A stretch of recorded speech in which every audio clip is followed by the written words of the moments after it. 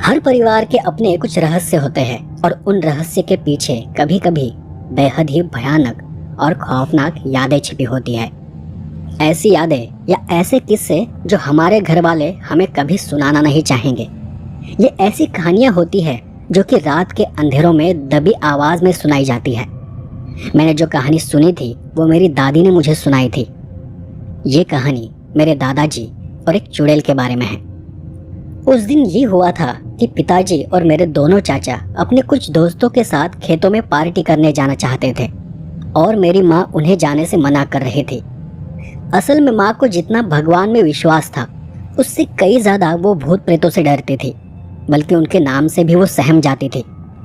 तो उस रात को पिताजी उसे किसी तरह समझा बुझा कर खेतों में चले गए। लेकिन उन सब के जाने के बाद पूरे गांव में अचानक से लाइट चली गई। सब तरफ घना अंधेरा हो गया और वो भी ठीक खाने के वक्त। तो माँ तो एक कोने में जाकर बैठ गई। उस रात मैंने और चाची ने बाहर अंधेरे में बर्तन धोए। बाहर के गांव में सब तरफ लालटेन और गैस बत्ती की टिमटिमाती रोशनी नजर आ रही थी। सब काम वगैरह होने के बाद हम सभी औरतें एक कमरे में सोने चली गई। उस वक्त रात के 10 बज रहे होंगे। माँ उस वक्त तक अपनी जगह से उठे ही नहीं थी और वो सीधे सोने के कमरे में चली आई। वहाँ मैं, दादी, मेरी दोनों चाची और माँ थी। हम सभी औरतें एक साथ सोई थी। मैं दादी और चाची के बीच में सोई हुई थी और उस समय हम सब माँ की हालत को देखकर हंस रहे थे। और तब मेरी दादी ने कहा, क्या तुम चुड़ैल की कहानी सुनोगी? एक सच्ची कहानी। कहानी सुनाने से पहले उसने मेरी माँ से भी पूछा था कि तुम कहानी सुनोगी, लेकिन माँ समझ गई थी कि दादी कौन सी कहानी सुनाना चाहती है। माँ ने पहले ही ना कहा और कहा कि अगर मैंने कहानी सुन ली तो मुझे रात भर नींद नहीं आएगी। पर फिर भी मैंने दादी को कहानी सुनाने की जिद की तो उन्होंने मुझे हमारे परिवार से जुड़ी एक कहानी सुनाना शुरू किया। दादी ने मुझसे पूछा, तुझे चुड़ैल क्या होती है पता है? मैंने कहा, नहीं, बस सुना है कि कोई भूत होती है। दादी ने थोड़ा सा मुस्कुराते हुए चुड़ैल का वर्णन किया। वो कुछ ऐसा था, देखो ये एक औरत का भूत होता है, एक ऐसी महिला जो गर्भवती होने या प्रसव के दौरान मर जाती है, या अगर किसी का पति अपनी पत्नी को बहुत दर्दनाक तरीके से मार देता है तो ऐसी महिलाओं की आत्माएं प्रतिशोध लेने दुनिया में लौट आती है। कुछ महिलाएं बच्चों को जन्म देते वक्त लापरवाही के कारण मर जाती है तो वो भी चुड़ैल बन जाती है। तो अब ये कहानी तुम्हारे दादा की है, यानी मेरे पति की। उनके साथ हुई ये एक सच्ची घटना है जो मैंने खुद अपनी आंखों से देखी है, जिसे मैंने खुद जिया है। और ये कहानी घर में सबको पता है सिवाय तुम्हारे दादाजी का नाम जयपाल था। ये उस वक्त की बात है जब दादाजी जमालपुर नाम के रेलवे स्टेशन के पास एक गांव में रहा करते थे। वो तब एक ग्रामीण क्षेत्र था और उनके घर से कुछ ही दूर एक कब्रिस्तान था। वहाँ एक रास्ता था जो कि कब्रिस्तान को जाता था, लेकिन वो रास्ता झाड़ियों से भरा हुआ था। उस रास्ते पर ऊंची और मोटी घास उगी हुई थी और इसलिए कोई उस रास्ते का ज़्यादा उपयोग भी नहीं करता था। अब जैसा कि हिंदू धर्म में होता है कि हमारे धर्म में मरने के बाद शव को कभी दफनाया नहीं जाता, शव को हमेशा जलाया जाता है। लेकिन कुछ खास मौक़ों पर हिंदुओं में भी दफनाने की विधि होती है, यानी जब किसी बच्चे की मौत होती है तो उसे दफनाया जाता है। लेकिन एक और घटना में दफनाने की विधि होती है जो कि बहुत ही गुप्त तरीके से की जाती है। उस विधि में कुछ खास लोग ही मौजूद होते हैं और वो है चुड़ैल को दफनाने की विधि। और ये बात सच है कि हमारे गांव की और आसपास के गांव की औरतों को दफनाया जाता था। मतलब जब किसी औरत की बहुत बुरी तरीके से या फिर किसी दुर्घटना में दर्दनाक मृत्यु हो जाती थी और गांव वालों को अगर उस पर शक होता कि वो चुड़ैल बनकर वापस आ सकती है तो ऐसी औरतों के शव को एक खास विधि कर दफनाया जाता था। उसी साल मेरी तुम्हारे दादाजी के साथ शादी हुई थी। वो जंगल का रास्ता ठीक हमारे घर के सामने नजर आता था। वो रास्ता भले ही खेतों में जाने के लिए छोटा रास्ता था, लेकिन उस रास्ते पर बहुत ही ज़्यादा झाड़ियाँ थी, ऊंची घास थी।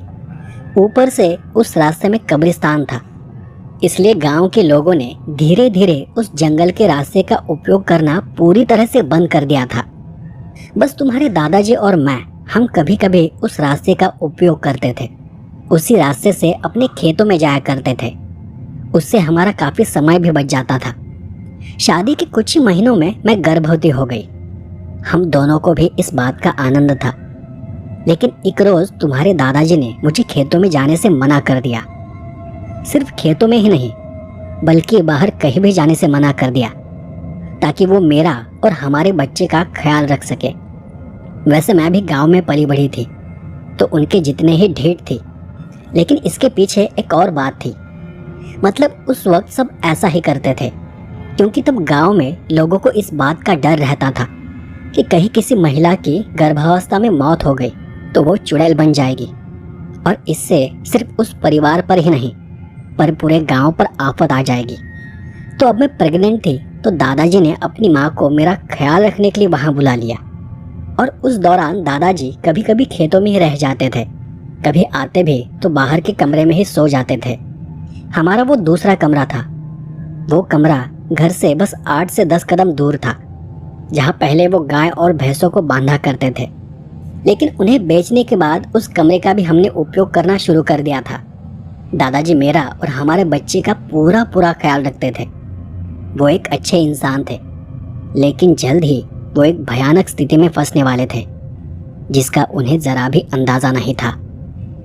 तो हुआ यूं कि कुछ ही दिनों में मुझे दादाजी की हालत खराब दिखाई देने लगी। मतलब उनका हट्टा कट्टा शरीर सिकुड़ सा गया था। वो किसी बीमार इंसान की तरह दिखाई देने लगे थे। उनमें जो शारीरिक बदलाव हुए थे उन्हें नज़रअंदाज करना मुश्किल था, और ये तो मैंने भी जान लिया था। उनका चेहरा सफ़ेद दिखाई देने लगा था। आंखें हमेशा लाल दिखाई देती थी, जैसे उनकी कभी नींद ही न पूरी होती हो। पर मुझे शक था कि उनके साथ कुछ तो बुरा हो रहा है, और शायद वो मुझसे कुछ छुपा रहे हैं। तो इसलिए मैंने उन्हें उनकी खराब हालत के बारे में पूछा भी था, लेकिन दादाजी ने उस बात को टाल दिया। उन्होंने यहाँ वहाँ की बातें की। अब एक तो मैं गर्भवती थी, और ऊपर से वो किसी बात को मुझसे छुपा रहे थे, और इसीलिए मुझे उनकी बहुत ज़्यादा चिंता होने लगी थी। मुझे तो कुछ भी समझ नहीं आ रहा था कि उन्हें क्या हो रहा है। और एक दिन मैं घर के बाहर बैठे बैठे धान को साफ कर रही थी कि अचानक मेरा ध्यान कब्रिस्तान की ओर जाने वाले जंगल के रास्ते पर चला गया। मैंने उस रास्ते को गौर से देखा, और मैं कुछ देर उसी तरफ देखती रही और सोचने लगी कि उस रास्ते पर पहले जैसी ऊंची घास नहीं दिखाई दे रही। झाड़ियां भी हटाई गई है। शायद किसी व्यक्ति ने वहां की घास को और झाड़ियों को हटाया था। मेरे मन में शंका उत्पन्न हुई कि इस रास्ते का उपयोग कोई ना कोई तो करता होगा, लेकिन हमारे सिवाय तो कोई इस रास्ते से आता जाता भी नहीं, और हाल फिलहाल में तो हमारा आना जाना भी बंद है। तो वहां की घास फूस को किसने हटाया होगा? मैंने दादाजी से पूछा, पर उन्हें भी उस बारे में कुछ पता नहीं था। दादाजी खुद ज़्यादातर घर में ही पड़े रहते थे। मुझे ये बात ठीक नहीं लगी, इसलिए उत्सुकतावश मैंने उस रास्ते पर नज़र रखना शुरू कर दिया। ऐसे ही 2-4 दिन गुजर गए, और उन दिनों में मैंने किसी को भी उस रास्ते का उपयोग करते नहीं देखा। उसके कुछ दिनों बाद एक रात मुझे नींद नहीं आ रही थी। कुछ बेचैनी सी हो रही थी। सांस लेने में थोड़ी तकलीफ होने लगी थी, और इसलिए मैं अंधेरे में खिड़की खोलकर वही खिड़की में बैठ गई। उसी समय मेरी नज़र बाहर एक महिला पर पड़ी। वो औरत दिखने में बहुत ही सुंदर थी और जवान भी थी। वो देख मैं हैरान रह गई। वो औरत खिड़की के इतने करीब से गुजरी थी कि अगर मैं हाथ बाहर निकालती तो उसे छू सकती थी, लेकिन मैंने ऐसा कुछ नहीं किया। मुझे लगा कि वो कोई पास के गांव की औरत होगी। शायद किसी को चुपके से मिलने अंधेरे में जंगल में चली गई होगी, या फिर किसी से मिलकर वो वापस आ रही होगी। क्योंकि अगर वो रास्ता भटक गई होती तो वो आसपास किसी न किसी को आवाज़ ज़रूर देती या फिर पूछताछ करती, लेकिन ऐसा कुछ भी नहीं था। अगले दिन सुबह जब मैं बाहर गई, तब मेरा ध्यान घर के आसपास पैरों के जो निशान थे उन पर चला गया। घर के चारों ओर गंदगी में पैरों के निशान बने हुए थे। वो पैरों के निशान दिखने में इंसान जैसे तो लग रहे थे, पर वो किसी इंसान के नहीं थे। उन निशानों को देख लग रहा था कि मानो कोई इंसान उल्टे पैरों से चलकर गया हो, क्योंकि सामान्यतः हम लोग जब चलते हैं तो एड़ी पर जोर पड़ता है, यानी एड़ी का निशान गहरा और ठोस होता है और उंगलियों के निशान हल्के पड़ते हैं। पर यहाँ उंगलियों के निशान ठोस थे, गहरे थे और एड़ी के ना के बराबर थे। वो देखते ही समझ आ रहा था कि कुछ तो गलत हो रहा है। वो सब देख मुझे और भी अजीब सा महसूस हुआ और मैं और भी बेचैन हो गई। हमारे घर के आसपास कुछ तो था जो मुझे पता नहीं था। उस पूरे दिन मेरा किसी भी बात में मन नहीं लगा। एक और दादाजी की हालत दिन ब दिन खराब होती जा रही थी और दूसरी ओर अजीब बातें घर के आसपास नजर आने लगी थी। इसलिए उस रात में सोई नहीं। मैंने निर्णय लिया कि मैं खुद से देखूंगी कि आखिर यहाँ क्या हो रहा है और मैंने सबके सोने का इंतज़ार किया, खासकर दादाजी का। दादाजी का खाना वगैरह होने के बाद वो अपने कमरे में सोने चले गए और उसके काफ़ी देर बाद मैं लालटेन लेकर दादाजी के कमरे की तरफ जाने लगी। लालटेन की रोशनी को धीमा कर मैं दादाजी के कमरे के खिड़की के पास जाकर खड़ी हो गई और वहाँ जाकर मैं सन्न रह गई। मैं इतनी घबरा गई थी कि मैंने अपने हाथ की लालटेन को लगभग गिरा दिया होता। मैंने जो देखा था वो बहुत ही भयानक था।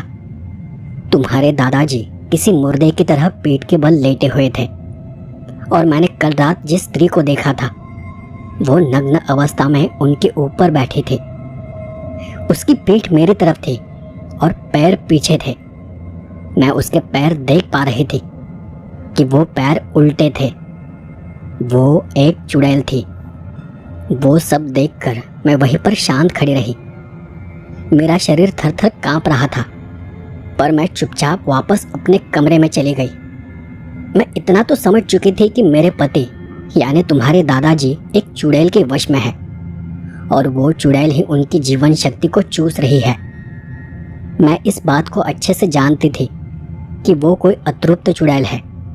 वो सिर्फ किसी आदमी को खत्म नहीं करती, बल्कि उसे मारने के बाद वो उसके पूरे परिवार को भी मार देती है। इसलिए बिना आवाज़ किए मैं वापस चली गई। उस रात भी मैंने उसे खिड़की के पास से गुजरते हुए देखा था। मैं जानती थी कि मुझे जल्द से जल्द कुछ करना होगा। अगले ही दिन मैं अस्पताल जाने का बहाना बनाकर घर से गांव चली गई और वहां उनके पहचान के लोगों से पूछताछ की कि हाल ही में गांव में किसी की मृत्यु हुई है, खासकर किसी विवाहित महिला की या किसी गर्भवती महिला की। तो हमारे गांव में ऐसी कोई घटना नहीं हुई थी, लेकिन एक आदमी से मुझे पता चला कि पास के गांव में हाल ही में एक युवा महिला की मृत्यु हुई है और उसे दफनाया गया है। बाकी उसे ज़्यादा कुछ पता नहीं था, क्योंकि ये खबर भी उड़ते उड़ते उसके कानों पर पड़ी थी।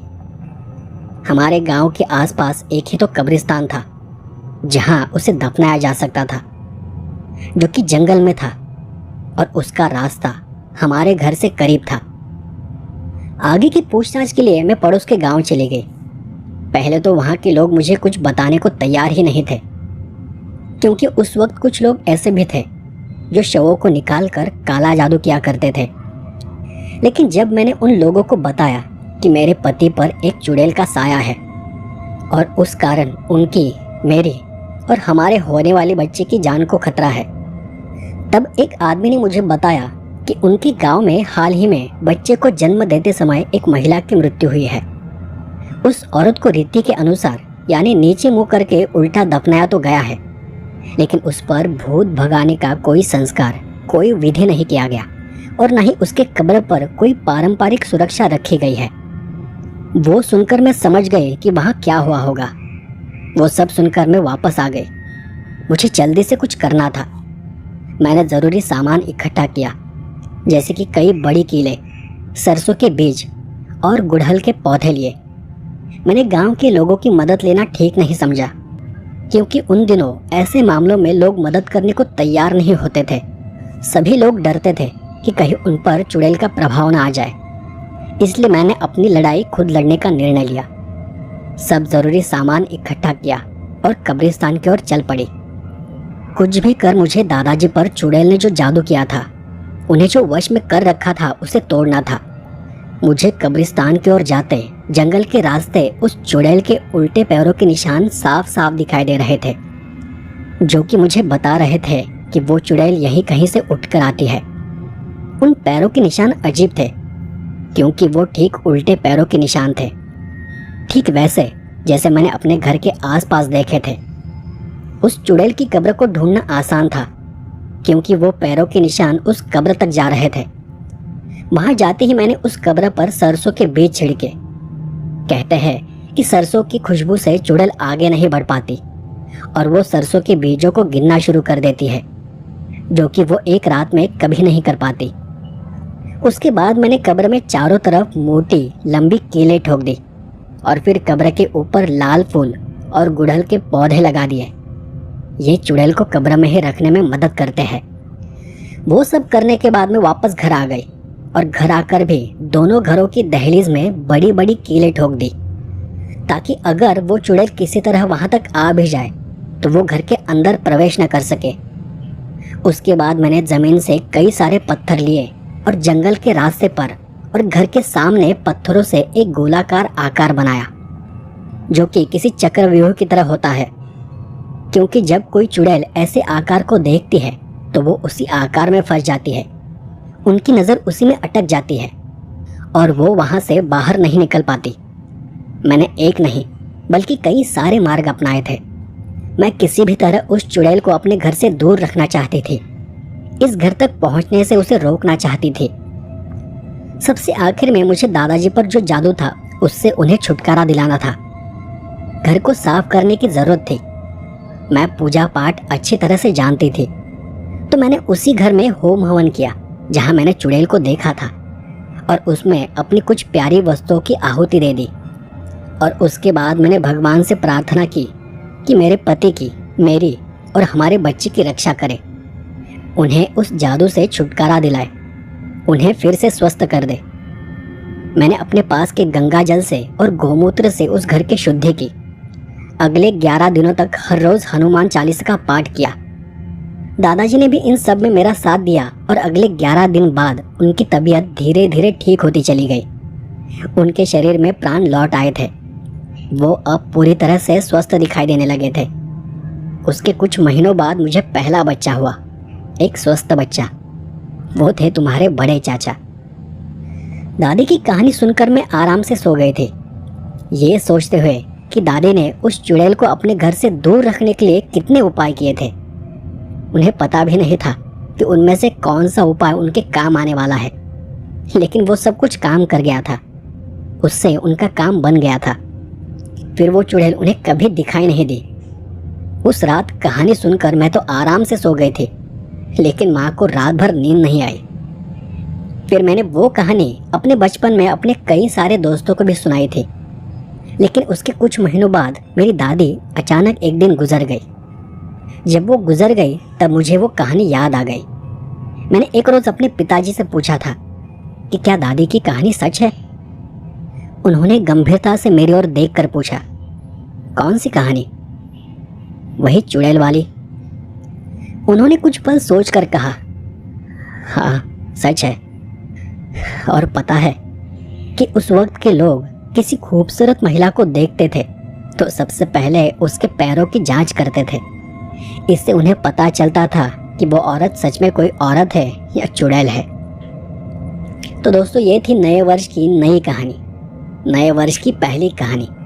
तो आपको ये कहानी कैसी लगी मुझे कमेंट कर कर ज़रूर बताएं। और हाँ, आपको मेरे चैनल की कहानियाँ पसंद है, आप मेरे चैनल पर नए हैं तो चैनल को सब्सक्राइब करें, वीडियो को, कहानी को लाइक ज़रूर करें और बने रहिए मेरे साथ नए साल में नई कहानियाँ सुनने के लिए। और मिलते हैं अगले नए एपिसोड में एक नई कहानी के साथ।